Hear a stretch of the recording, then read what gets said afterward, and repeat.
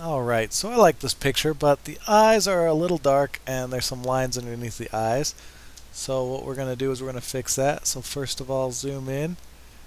I just hit the control on the plus button. And so we get nice and close on the eyes.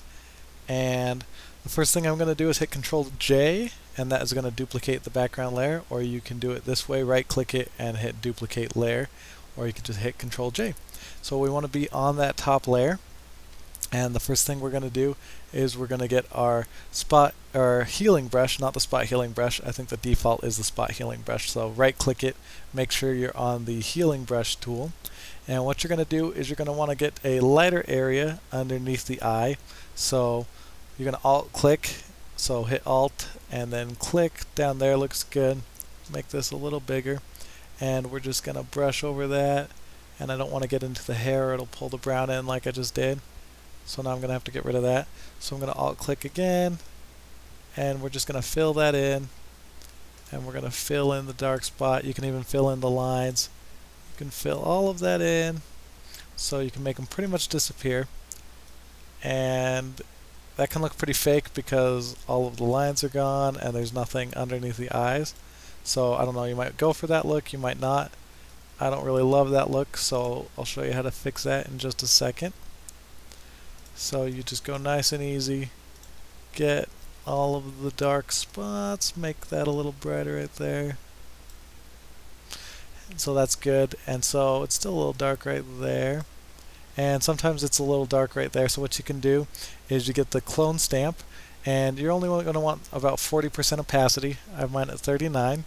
And what you're going to do is you're going to alt click down somewhere bright again, and you make it a little bit bigger, and then you can just sweep around those dark spots and lighten it up just a bit. You can see I got the nose, so I'm going to undo that. You just sweep a little, and it's just cloning in that lighter area. So I'll click over here, gonna sweep in some brighter. Oh, I got the hair again. And you can alt click, get this smaller so we can get some up here. And we're just brushing it in so it's a little brighter. And that's looking pretty good to me. And then once we have all those dark spots kind of worked out, then since that looks pretty unnatural because there's no lines or anything, we're just going to lower this opacity, and usually around 60% is looks good for me. And then you can see we're going to leave that right around 60%.